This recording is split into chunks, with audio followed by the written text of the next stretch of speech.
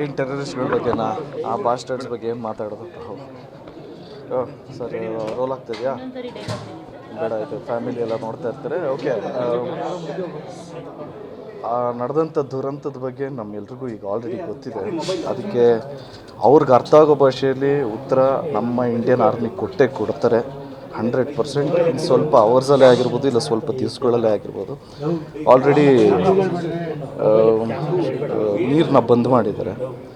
So definitely they'll get what they deserve.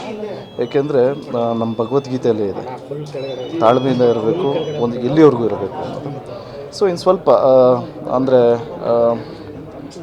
ಇನ್ನೇನು result ಸಿಕ್ಬಿಡುತ್ತೆ. So ಅದಾದಮೇಲೆ ಮಾತಾಡೋದಕ್ಕೆ ಚೆನ್ನಾಗಿರುತ್ತೆ. ಸೊ ಭಗವಂತ ಶಿಕ್ಷೆ ಕೊಡ್ತಾನೆ. ಭಗವಂತನ ರೂಪದಲ್ಲಿ ನಮ್ಮ ಇಂಡಿಯನ್ ಆರ್ಮಿ ಶಿಕ್ಷೆ ಕೊಡ್ತಾರೆ. ಈ ದಾಳಿ ನಂತರ ಈಗ ಮೋದಿ ಅವರು ಯಾವ ನಿರ್ಧಾರ ತಗೋಬೋದು ಅಂತ ಏನಾದರೂ? ನಾನು ಮೋದಿಯವ್ರ ಪಿಯನ ನನಗೆ ಗೊತ್ತಿಲ್ಲ ಬ್ರೋ.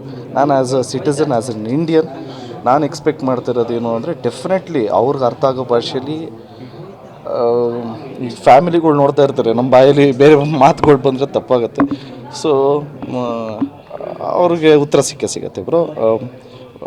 ಜೈ ಶ್ರೀರಾಮ್, ಜಯ ಆಂಜನೇಯ.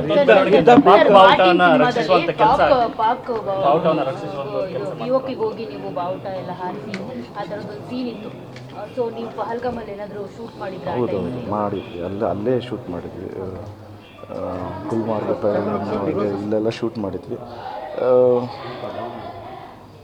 ನಮ್ಮ ಭಾರತದ ಕಿರೀಟ ಜಮ್ಮು ಕಾಶ್ಮೀರ, ಅದು ಯಾವತ್ತೂ ನಮ್ಮದೇನೆ. ಯಾವತ್ತಿದ್ರೂ ಯಾರೇನಾದರೂ ಅದು ನಮ್ಮದೇನೆ. ಇನ್ನು ಸ್ವಲ್ಪ ದಿವಸಗಳಲ್ಲೇ ಗೊತ್ತಾಗುತ್ತೆ. ಜೈ ಶ್ರೀರಾಮ್. ಸರ್, ಅವತ್ತಿನ ದಿನ ದಾಳಿ ನಡೆದಾಗ ಸೆಕ್ಯೂರಿಟಿ ಪ್ರಾಬ್ಲಮ್ ಇತ್ತು, ನ್ಯೂನ್ಯತೆ ಇತ್ತು ಅಂತ ಹೇಳಿದ್ರು. ನೀವು ಹೋದಾಗ, ಶೂಟಿಂಗ್ ಹೋದಾಗ ಹೇಗಿತ್ತು ಸರ್ ಅದು?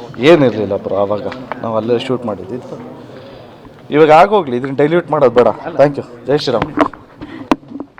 ಯುದ್ಧ ಬೇಕಂತೀರಾ ಬೇಡ? ಯುದ್ಧ ಬೇಕಂತೀರಾ ಬೇಡ? ನಾವು ಪ್ರಾರಂಭ ಮಾಡಿಲ್ವಲ್ಲ, ಪ್ರಾರಂಭ ಮಾಡಿರೋದು. ಗ್ಯಾರಂಟಿ ನ್ಯೂಸ್, ಸುದ್ದಿ ಖಚಿತ, ನ್ಯಾಯ ನಿಶ್ಚಿತ.